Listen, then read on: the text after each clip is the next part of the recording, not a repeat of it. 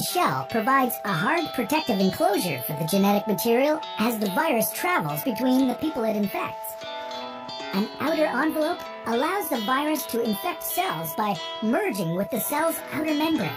Projecting from the envelope are spikes of protein molecules.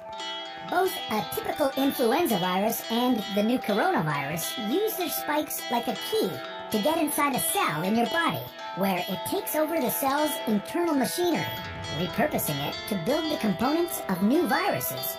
When an infected person talks, coughs, or sneezes, droplets carrying the virus may land in your mouth or nose and then move into your lungs. Once inside your body, the virus comes in contact with cells in your throat, nose, or lungs. One spike on the virus inserts into a receptor molecule on your healthy cell membrane like a key in a lock. This action allows the virus to get inside your cell. A typical flu virus would travel inside a sac made from your cell membrane to your cell's nucleus that houses all its genetic material. The coronavirus, on the other hand, doesn't need to enter the host cell nucleus. It can directly access parts of the host cell called ribosomes. Ribosomes use genetic information from the virus to make viral proteins, such as the spikes on the virus's surface. A packaging structure in your cell then carries the spikes in vesicles which merge with your cell's outer layer, the cell membrane. All the parts needed to create a new virus gathered just beneath your cell's membrane.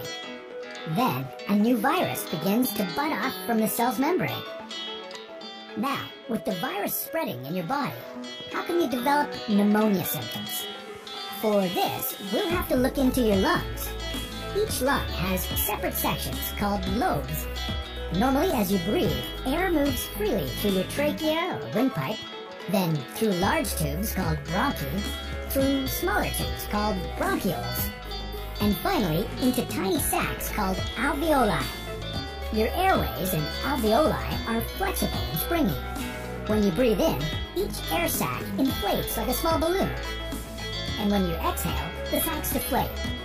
Small blood vessels called capillaries surround your alveoli. Oxygen from the air you breathe passes into your capillaries, and then carbon dioxide from your body passes out of your capillaries into your alveoli so that your lungs can get rid of it when you exhale. Your airways catch most germs in the mucus that lines your trachea, bronchi, and bronchioles.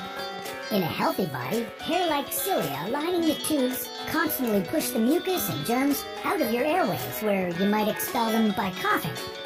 Normally, cells of your immune system attack viruses and germs that make it past your mucus and cilia and enter your alveoli. However, if your immune system is weakened, like in the case of a coronavirus infection, the virus can overwhelm your immune cells, and your bronchioles and alveoli become inflamed as your immune system attacks the multiplying viruses. The inflammation can cause your alveoli to fill with fluid, making it difficult for your body to get the oxygen it needs. You could develop lobar pneumonia, where one lobe of your lungs is affected, or you could have bronchopneumonia that affects many areas of both lungs. Pneumonia may cause difficulty breathing, chest pain, coughing, fever and chills, confusion, headache, muscle pain, and fatigue. It can also lead to more serious complications. Respiratory failure occurs when your breathing becomes so difficult that you need a machine called a ventilator to help you breathe. These are the machines that save lives and that medical device companies currently ramp up production for. Whether you would develop these symptoms depends on a lot of factors, such as your age and whether you already have an existing condition. While this all sounds scary, the push to develop a coronavirus vaccine is moving at high speed. Studies